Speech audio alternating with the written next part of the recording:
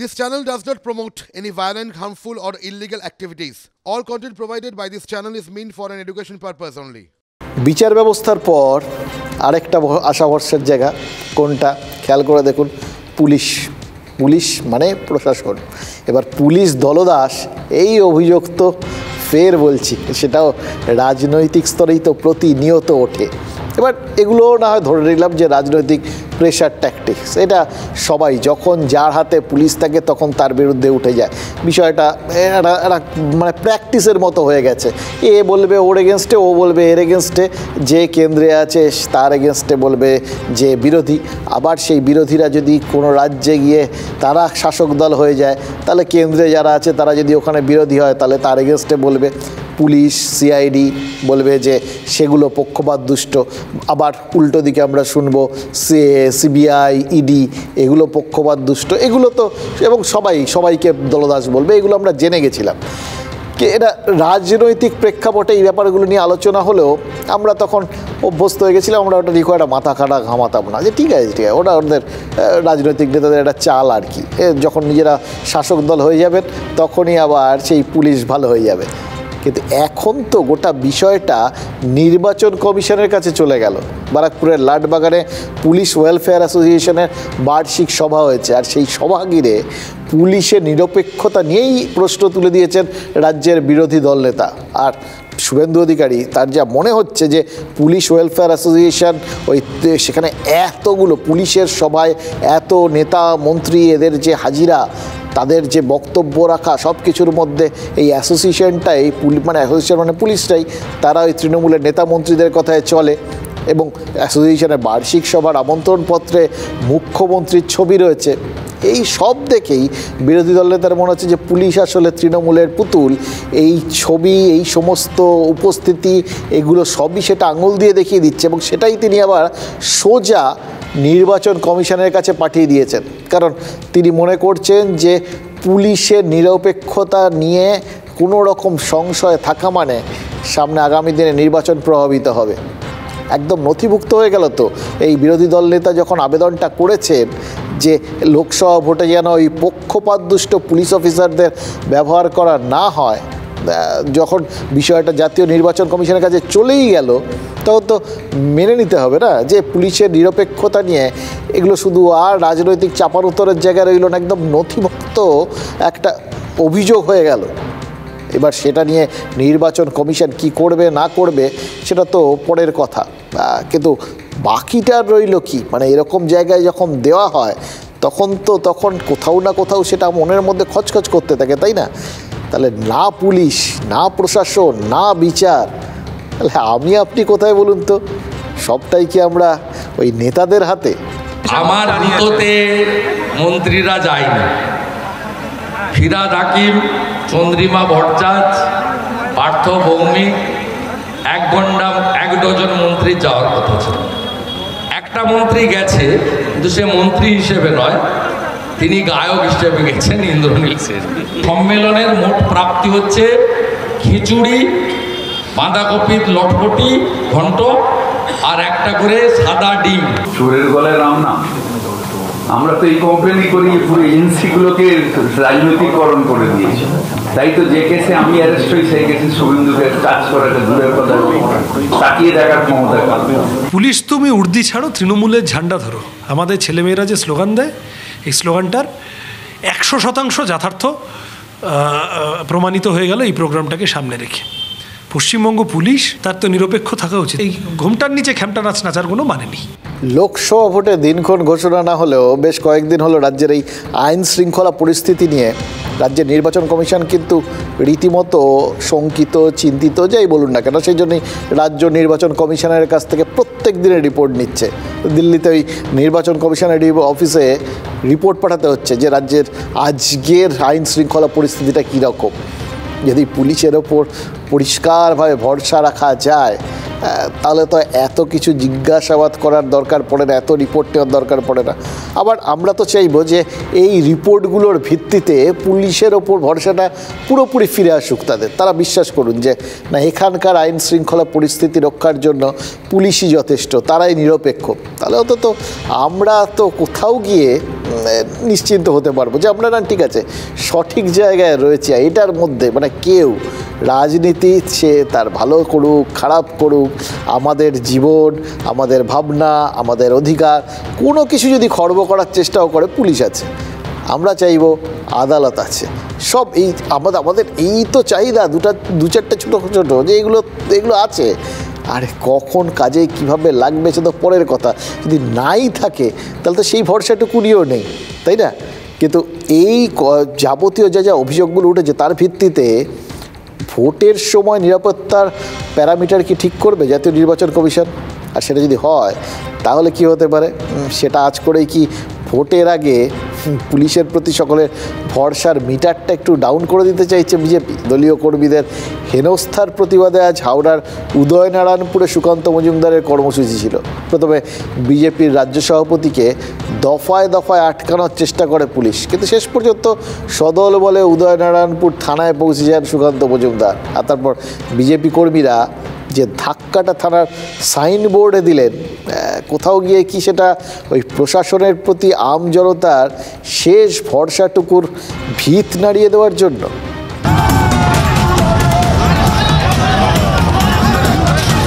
এই থানা ঘেরাও কর্মসূচির মাধ্যমে তিনি কার্যত এলাকার বিধায়ককে হুঁশিয়ারি দিয়ে গেলেন।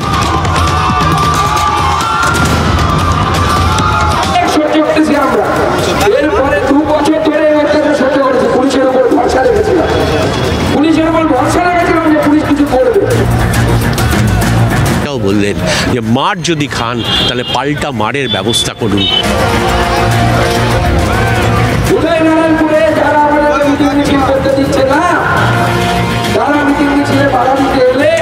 আমি বলে যাচ্ছি পাল্টা মারুন, যা হওয়ার আমি দেখব।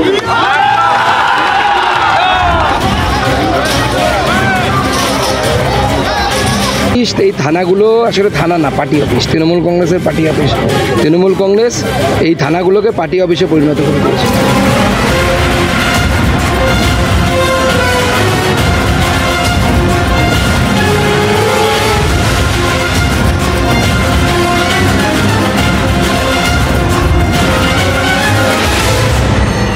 দেখুন এই ন্যারেটিভগুলো এবং যা যা ঘটছে, যে বিক্ষোভগুলো, কোথাও গিয়ে দেখে মনে হচ্ছে না এত সাহস বা এইরকম একটা ক্ষোভ এইভাবে উগড়ে দিচ্ছেন সাধারণ মানুষ ওই পুলিশ প্রশাসনের উপরে।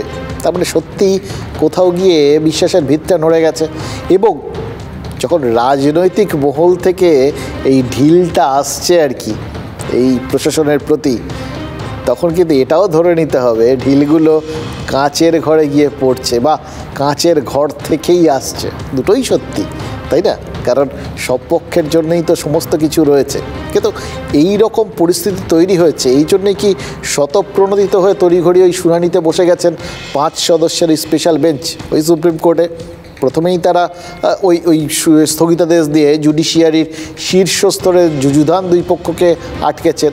এবার সে জল কোথায় গড়াবে সেটা কে জানে। আর এই যে পুলিশ প্রশাসনের যে ছবিটা বিরোধীরা তুলে ধরতে চাইছেন, সেই ছবি দেখে জাতীয় নির্বাচন কমিশন লোকসভা নির্বাচনের কীভাবে পরিকল্পনা করে সেটাও তো দেখতে হবে।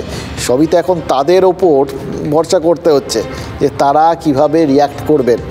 যারা ঢিল ছুটছেন তারা চলমান অশরীরই বলতে পারেন, আবার মজা করে ভূতও বলতে পারেন। ছোটোবেলা সেই সুর করে বলতাম না, ঠিক দুঃখুর বেলা ভূতে মারে ডেলা, সেরকমই তো অবস্থা। এই চারপাশে ঢিল চোরাচুরি দেখে মনে হচ্ছে কে কার দিকে ছুটছে, কিসের মধ্যে বসে, কোন বাড়িতে বসে, সেই বাড়িগুলো সবকটাই কাঁচের বাড়ি কিনা, এরকম অদ্ভুত লাগছে না?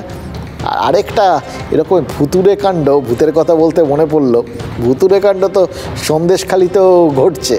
শেখ শাহজাহান তিনি কীরকমভাবে বেমালুম ভূতের মতো উবে যাচ্ছেন, চোখের সামনে দিয়ে অনেকেই বলছেন দেখছেন, অথচ কেউ দেখতে পাচ্ছেন না।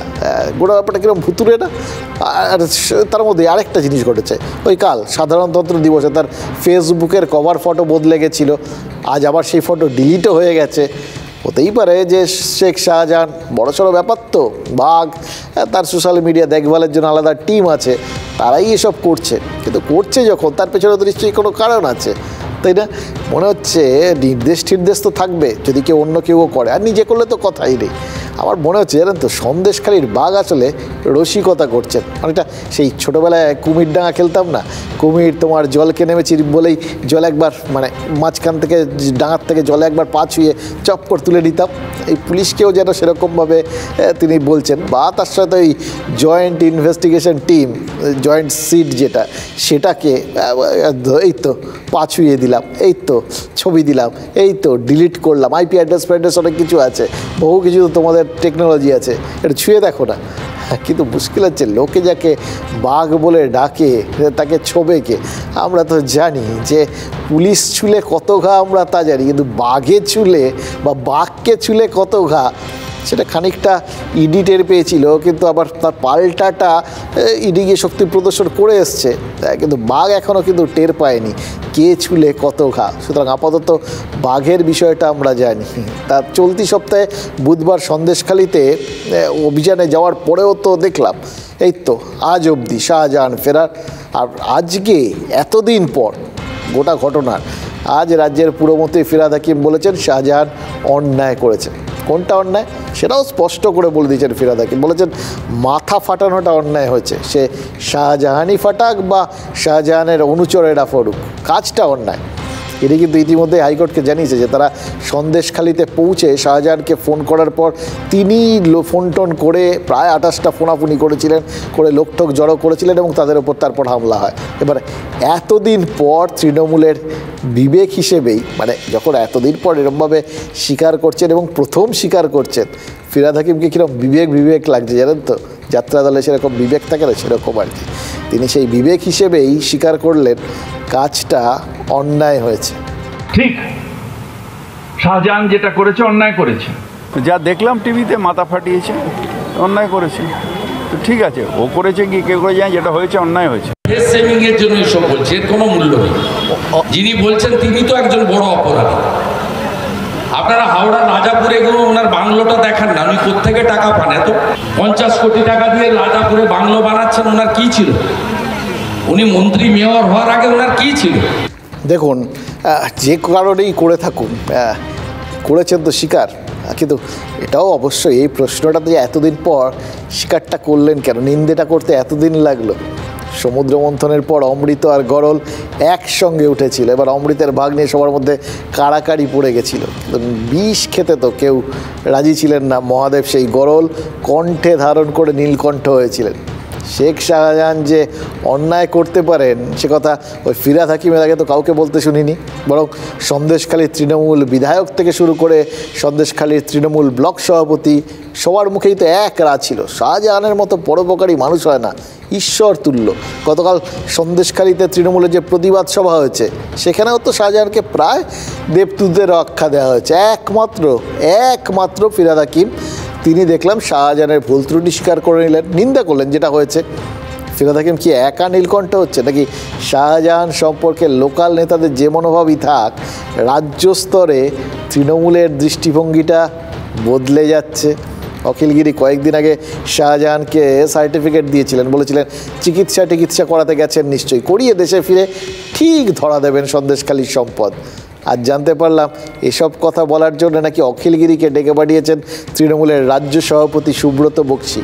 বলছিলাম না, কোথাও গিয়ে কি তৃণমূলের মতামতটা বদলাচ্ছে, মানে মতামত বদলানো মানে তৃণমূলের যে দৃষ্টিভঙ্গি শাহজাহানের প্রতি সেটা কি বদলাচ্ছে?